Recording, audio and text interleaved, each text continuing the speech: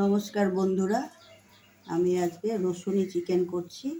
তার জন্য আমি এই যে 1.5 কিলো মাংস নিয়েছি, মুরগির মাংস।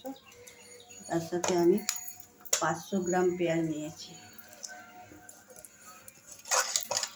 এটা আমি প্রেসার কুকারে করব, জলদিও হয়ে যায়, খুব তাড়াতাড়ি হয়ে যাবে, কোনো ঝামেলা ছাড়াই। এর মধ্যে 2 চামচ হলুদ গুঁড়ো আছে। এখানে 4টে রসুন আছে, রসুনি চিকেন বলে আমি একটু রসুনটা বেশি নিয়েছি। 4টে রসুন বেটে নিয়েছি। এখানে শুকনো লঙ্কা আছে 5-6টা, আমি ছিঁড়ে দিয়ে দিয়েছি। এর মধ্যে আমার 100 গ্রাম সর্ষের তেল আছে, আমি এটাও দিয়ে দিলাম। এর মধ্যে পরিমাণ মতন নুন।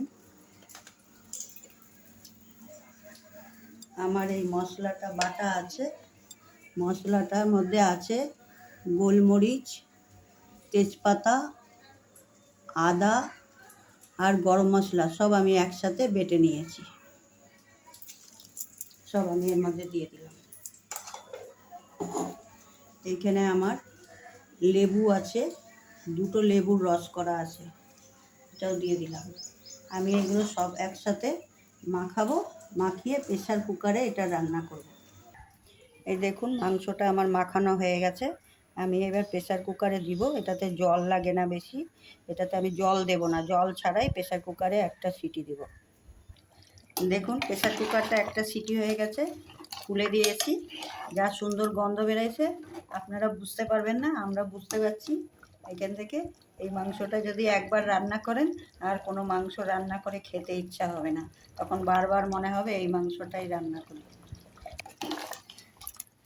প্রেসার কুকারেই এটা সুন্দর হয়।